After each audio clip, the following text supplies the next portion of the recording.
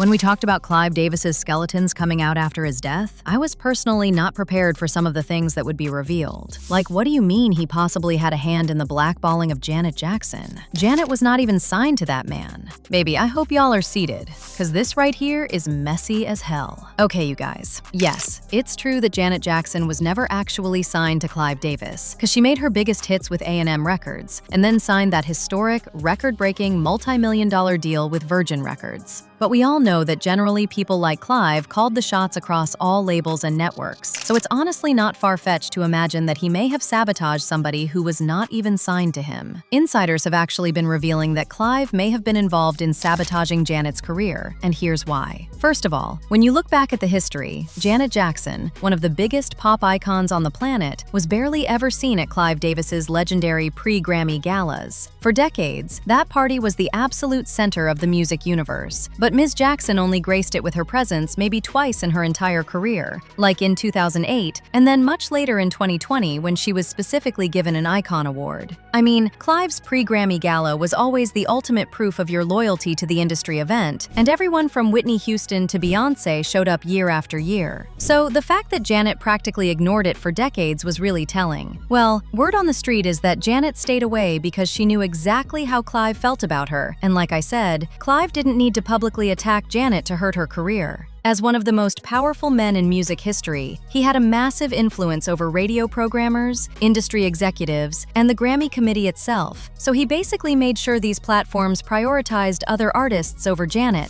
effectively putting a ceiling on how high her late 90s and 2000s singles could climb on the charts. And you know what? This is not even far-fetched, because we know that in the late 80s and 90s, Clive Davis was notoriously protective of Whitney Houston's status, and he did everything possible to make sure she was the only reigning supreme queen of pop. Like, y'all remember what happened to Phyllis Hyman and how Clive practically sabotaged her? She had a tremendous presence.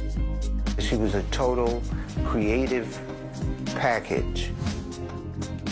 They kind of struggled with how to market her. Pop radio didn't know who Phyllis Hyman was. She never was a big seller.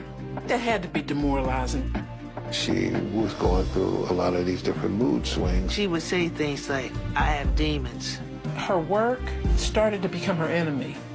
She had come to the end of her rope. She felt that it was her life and she could do with it as she pleased. There was only one Phyllis Hyman, and after her, there'd never be another one.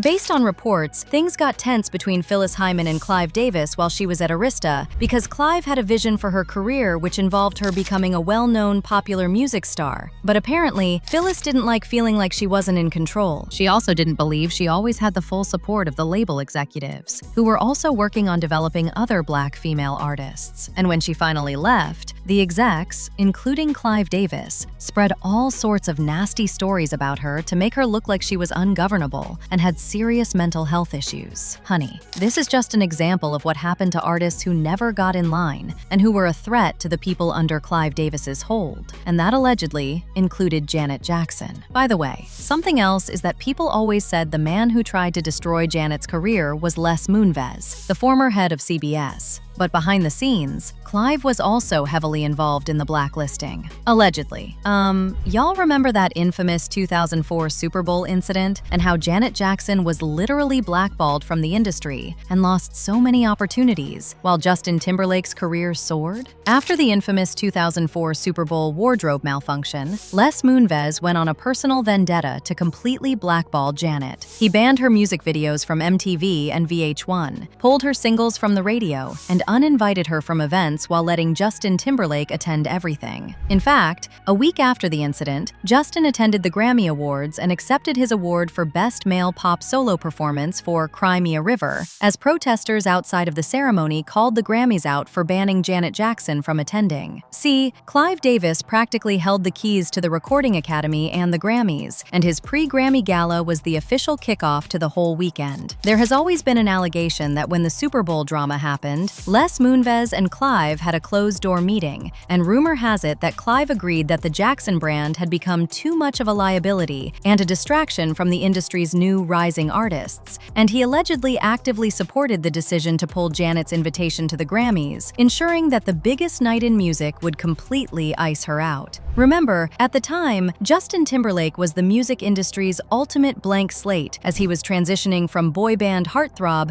to a massive solo star. And executives like Clive Davis saw Justin as the profitable future of mainstream pop and someone who played ball with the executives and didn't have the defiant Janet Jackson spirit. That is why he was protected while Janet was iced out. Now, of course, we also can't talk about Janet without mentioning her brother Michael Jackson and how Michael's actions against top execs may have affected the careers of the rest of the family members, including Janet. Because Janet was Michael's sister and his closest ally in the family, the allegation is that she became a target by extension when Michael started to rebel. I mean, remember when Michael Jackson went to war with Sony Music and called the industry heads devils who exploit black artists? MJ even openly protested against Tommy Mottola, the head of Sony at the time.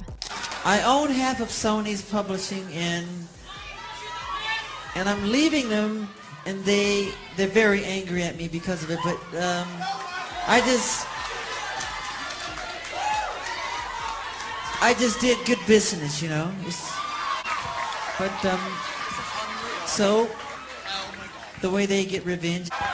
And Tommy Mottola is a devil.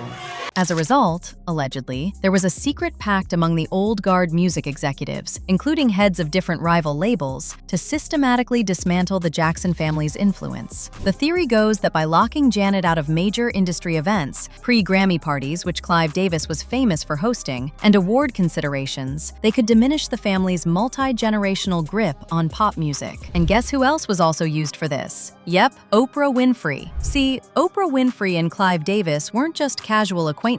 They were legendary power players who shared a deep mutual respect and friendship for decades. Oprah was a staple at Clive's famous, ultra-exclusive pre-Grammy galas, and Clive was always treated like royalty whenever he appeared on her platforms. Well, the assumption has always been that the heavy media push against Michael Jackson wasn't just organic news, it was a coordinated strategy. Allegedly, Clive quietly signaled to media titans that the Jackson influence needed to be cooled down, and because of Oprah's massive platform and unmatched cultural influence, theorists claim she became the primary vehicle to shape public opinion against Michael, especially when she hosted specials interviewing his accusers or diving into his private life. The thing is, Michael's interview with Oprah was supposed to address the rumors that were going on since the mid-1980s, like how people had speculated that Michael wanted to become white, how he wanted to become a woman, and how he had allegedly bought Elephant Man's remains. There were also other crazy things that were going around, like how he slept in an oxygen chamber, how he had married Elizabeth Taylor, to speculations that he suffered from an ED, that his best friend was a monkey, that the monkey was telepathic. In addition, there were speculations that Michael was on the DL and that he was a virgin, among other things, and all these things among several others were supposed to be cleared up during that interview with Oprah. However, instead of clearing anything up, she just made everything 100 times worse, and all this once again allegedly had the backing of Clive Davis. Basically, Janet was caught in the crossfire of this exact alliance, and we all know that Janet was fiercely loyal to Michael and refused to participate in any media narratives that painted her brother in a negative light. My brother would never do something like that.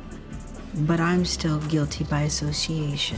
So, by standing by her family instead of playing ball with the industry executives and media hosts, she was quietly marked as uncooperative, leading to her commercial peak being cut short. At the end of the day, when you lay it all out like that, it is honestly not outrageous at all to assume Clive Davis played a massive role in blackballing Janet Jackson. But girl, you better keep your eyes on the timeline, because insiders are saying Ms. Jackson might be getting ready to officially spill the tea herself. With her recent documentary projects and rumors flying that she's preparing to drop a completely unfiltered, no-holds-barred look at her life and the industry politics that tried to break her, we might finally get the absolute truth about everyone who was involved, including, allegedly, Clive Davis. I know it's going to be good, especially since Clive is no longer here, but as we wait for Janet to spill the tea, let me know what y'all think about how Clive supposedly sabotaged her as well in the comments section below.